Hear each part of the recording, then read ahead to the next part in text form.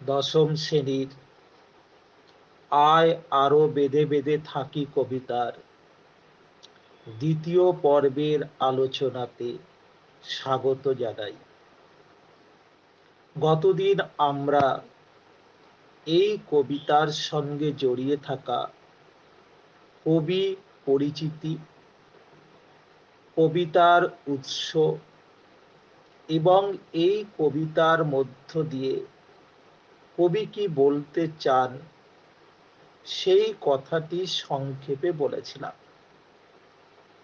আমরা শেষ কথাটি অর্থাৎ এই কবিতার যে মূল কথা, সেই মূল কথাটিকে একটুখানি স্মরণ করিয়ে দিই, অর্থাৎ এই কবিতার মধ্য দিয়ে কবি কি বলতে চান। আমরা আগের দিন বলেছি যে এই কবিতার মধ্যে কবি দেখাচ্ছেন যে কবির সমকাল নানা কারণে বা নানাবিধ কারণে বিপন্ন এবং সাধারণ মানুষও বিপন্ন, সংকটাপন্ন, সংকটের মধ্যে আছে। এইরকম একটা অবস্থা থেকে যখন মানুষ বেঁচে থাকার কোনো পথ খুঁজে পাচ্ছে না, যখন মানুষ অসহায়, তখন কবি এই সাধারণ মানুষদের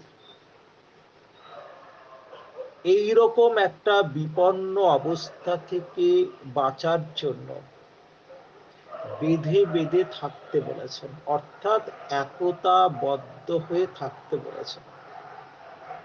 সেই কথাগুলোই আমরা আজকে পংক্তি ধরে আলোচনা করব। যেহেতু পরীক্ষাতে এমসিকিউ এসিকিউ থাকবে, সুতরাং আমরা প্রত্যেকটা শব্দ, প্রত্যেকটা পংক্তি ধরে আলোচনা করব। দেখো, প্রথম লাইন, আমাদের ডান পাশে ধস। ধস শব্দটির অভিধানগত মানে হচ্ছে পাথর বা মাটি খসে পড়া। এর রূপক মানে বা প্রতীকী মানে কি সেটা পরে বলছি। আমাদের ডান পাশে ধস, অর্থাৎ আমাদের বলতে বিপন্ন সাধারণ মানুষের ডান পাশে মানে ডান দিকে, ধস মানে হচ্ছে পাথর বা মাটি খসে পড়া। আমাদের বাঁয়ে, ওখানে ছিল ডানে, এখানে হচ্ছে বাঁয়ে বা বাম দিকে, গিরিখাত। গিরিখাত বলতে হচ্ছে পর্বত গহ্বর, অর্থাৎ আমাদের মানে সাধারণ মানুষের বাম দিকে হচ্ছে গিরিখাত, ডান দিকে ধস। আমাদের মাথায়, ডান দিকে বাম দিকে এবার মাথায় বোমারু, অর্থাৎ যা থেকে বোমা নিক্ষেপ করা হয়। পায়ে পায়ে অর্থাৎ প্রতি পদক্ষেপে, হিমানি বলতে বরফ, বাদ মানে তো আমরা জানি। তাহলে চারটে পংক্তির মানে দাঁড়িয়েছে, মানে সহজ মানে হচ্ছে আমাদের ডান পাশে ধস, আমাদের বাম পাশে গিরিখাত, আমাদের মাথায় হচ্ছে বোমারু এবং আমাদের পায়ে পায়ে হচ্ছে হিমানির বাঁধ। এখানে কতগুলো কথা বলি। এক নম্বর হচ্ছে আমাদের বলতে কাদের, দু নম্বর হচ্ছে যে ডানে বায়ে মাথায় পায়ে পায়ে বলতে কবি কি বোঝালেন, আর তিন নম্বর হচ্ছে ধস, গিরিখাত, বোমারু, হিমানির বাঁধ, এগুলির প্রতীকী বা রূপক মানে কি। আমাদের বলতে হচ্ছে, প্রথম উত্তর হচ্ছে আমাদের বলতে সাধারণ মানুষের, অর্থাৎ বিপন্ন সাধারণ মানুষের। ধস ডান পাশে, বাম পাশে, মাথায় এবং পায়ে পায়ে, এগুলোর মধ্যে কবি কি বুঝিয়েছেন। তুমি দেখো, ডানে বামে মাথায় এবং পায়ে পায়ে, তার মানে হচ্ছে সর্বত্রই বা চতুর্দিকে। তাহলে সাধারণ মানুষের সর্বত্রই বা চতুর্দিকে কি, ধস, গিরিখাত, বোমারু, হিমানির বাঁধ, এগুলোর রূপক হচ্ছে, এগুলোর মধ্য দিয়ে কবি বুঝিয়েছেন বিপন্নতা, বিপদ বা নিরাপত্তাহীনতা। বিপন্নতা, বিপদ বা নিরাপত্তাহীনতা। তাহলে তার মানে এই লাইনগুলো দ্বারা মানে কি দাঁড়িয়েছে যে সাধারণ মানুষের সর্বত্রই বা চতুর্দিকে বিপদ, নিরাপত্তাহীনতা এবং সংকট। পরিষ্কার, আমাদের পথ নেই কোনো, আমাদের পথ নেই কোনো, অর্থাৎ সাধারণ মানুষের বেঁচে থাকার কোনো পথ বা উপায় নেই। সাধারণ মানুষ এতটাই বিপদে পড়েছে যে অসহায় সাধারণ মানুষ বলছে যে তাদের বেঁচে থাকার কোনো পথ নেই, তারা বেঁচে থাকার কোনো পথ খুঁজে পাচ্ছে না। তাদের কি কি ক্ষতি হয়েছে এই বিপন্ন অবস্থাতে? আমাদের ঘর গেছে উড়ে, আমাদের ঘর গেছে উড়ে। এর মধ্য দিয়ে সাধারণ মানুষের প্রবল দুর্দশা অর্থাৎ আশ্রয়হীনতাকে কবি ফুটিয়ে তুলতে চেয়েছেন। অর্থাৎ সাধারণ মানুষের ঘর গেছে উড়ে মানে তাদের প্রবল দুর্দশা বা আশ্রয়হীনতাকে কবি ফুটিয়ে তুলেছেন।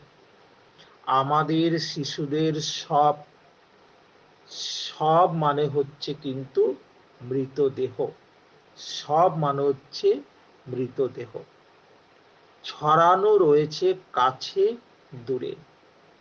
এর মানে হচ্ছে আমরা আমাদের ভাবি প্রজন্ম অর্থাৎ শিশুদের পর্যন্ত রক্ষা করতে পারিনি। অর্থাৎ এই বিপদ থেকে শিশুরাও কিন্তু রেহাই পায়নি। অর্থাৎ যুদ্ধ, দাঙ্গা, রাজনৈতিক যে কোনো কারণে যে বিপন্ন অবস্থা তৈরি হয়েছে, সেই অস্থিরতার বলি হয়েছে কিন্তু শিশুরাও। অর্থাৎ কবি বলতে চান আমরা আমাদের ভাবি প্রজন্ম অর্থাৎ শিশুদের পর্যন্ত রক্ষা করতে পারিনি। এই বিপন্ন অবস্থার মাঝে তারাও কিন্তু বলি হয়েছে, তারাও কিন্তু বলি হয়েছে। অর্থাৎ যখন শিশুদের সব অর্থাৎ মৃতদেহ কাছে দূরে ছড়ানো রয়েছে, পরের লাইন দেখো, আমরাও, আমরাও বলতে সাধারণ মানুষেরাও, তবে এইভাবে। পরীক্ষা প্রশ্ন থাকবে যে এইভাবে, এই মুহূর্তে মরে যাব নাকি? এই মুহূর্তে বলতে কোন মুহূর্তে? আমরাও বলতে কারা? এইভাবে বলতে কোন ভাবে? আমরাও বলতে সাধারণ মানুষেরা। এইভাবে বলতে কোন ভাবে? যেমন ভাবে শিশুরা এই বিপন্ন অবস্থার বলি হলো বা মারা গেল সেইভাবে। কোন মুহূর্তে? কোন মুহূর্তে? যখন শিশুদের সব বা মৃতদেহ কাছে দূরে ছড়ানো রয়েছে সেই মুহূর্তে। আমাদের পথ নেই আর। অর্থাৎ সাধারণ মানুষের বেঁচে থাকাটাও সংশয়ের মধ্যে পড়ে গেছে। অর্থাৎ তারা বেঁচে থাকার কোনো পথ খুঁজে পাচ্ছে না। কিন্তু কবি কি বলছেন? আয় আরো বেঁধে বেঁধে থাকি। আয় বলতে আহ্বান করা, আরো বলতে আরো বেশি করে, আরো বলতে বেশি করে, আর বেঁধে বেঁধে থাকা বলতে ঐক্যবদ্ধভাবে থাকা, জোটবদ্ধভাবে থাকা বা সঙ্গবদ্ধভাবে থাকা। কবি বলছেন অর্থাৎ কবি বলছেন বা কবি আহ্বান জানাচ্ছেন যে আরো বেশি করে একতাবদ্ধ হয়ে থাকতে হবে, আরো বেশি করে একতাবদ্ধ হয়ে থাকতে হবে। তাহলেই আমরা যেটা পারবো এই বিপন্ন অবস্থা থেকে আমরা বেরিয়ে আসতে পারবো বা এই বিপন্ন অবস্থাকে আমরা প্রতিহত করতে পারবো। তাহলে এইটুকু অংশের মধ্যে আমরা কি পেলাম? যেটা পেয়েছি সেটা হচ্ছে যে আমি আগের দিনই বলেছি যে সমকাল নানা কারণে বিপন্ন হয়ে আছে। সেটা যুদ্ধের কারণে হতে পারে, দাঙ্গার কারণে হতে পারে, রাজনৈতিক আদর্শহীনতার কারণে হতে পারে। কবি সেটাই বলছেন, আমাদের ডান পাশে, বাম পাশে, মাথায়, পায়ে পায়ে। পায়ে পায়ে মানে যে প্রতি পদক্ষেপে। তাহলে কি দাঁড়াচ্ছে, যে সাধারণ মানুষের চতুর্দিকে বা সর্বত্রই বিপদ, নিরাপত্তাহীনতা বা সংকটের আবহ, এবং আমাদের পথ নেই কোনো, অর্থাৎ সাধারণ মানুষের বেঁচে থাকার কোনো পথ নেই। এই বিপন্ন অবস্থাতে সাধারণ মানুষের ঘর গেছে উড়ে, মানে তারা আশ্রয়হীন হয়েছে। আমাদের শিশুদের সব ছড়ানো রয়েছে কাছে দূরে, অর্থাৎ সাধারণ মানুষেরা এই বিপন্ন অবস্থা থেকে তাদের ভাবি প্রজন্মকেও কিন্তু রক্ষা করতে পারেনি। শিশুরাও কিন্তু এই বিপন্ন অবস্থার বলি হয়েছে। আমরাও তবে এইভাবে, অর্থাৎ যেভাবে শিশুরা মারা গেল, সেইভাবে সাধারণ মানুষেরাও এই মুহূর্তে, বলতে যেই মুহূর্তে যখন শিশুদের শব বা মৃতদেহ কাছে দূরে ছড়ানো আছে, তখন তারাও মরে যাবে কিনা, অর্থাৎ তাদেরও বেঁচে থাকাটা সংশয়ের মুখে পড়ে গেছে। আমাদের পথ নেই আর, সাধারণ মানুষের বেঁচে থাকার কোনো উপায় নেই। তখন কবি বলছেন, এই অবস্থা থেকে মুক্ত হতে বা বিপন্ন অবস্থাকে প্রতিহত করার জন্য আয় বলতে কবি আহ্বান জানিয়েছেন সাধারণ মানুষকে আরো বেশি করে বেঁধে বেঁধে থাকতে, অর্থাৎ সংঘবদ্ধভাবে বা একতাবদ্ধ হয়ে থাকতে। এই অংশটুকু আজকে পড়ালাম। এই কবিতার শেষ পর্বের আলোচনা আমরা পরবর্তী ক্লাসে করব। সকলকে ধন্যবাদ জানিয়ে আজকের অধ্যয়ন শেষ করলাম।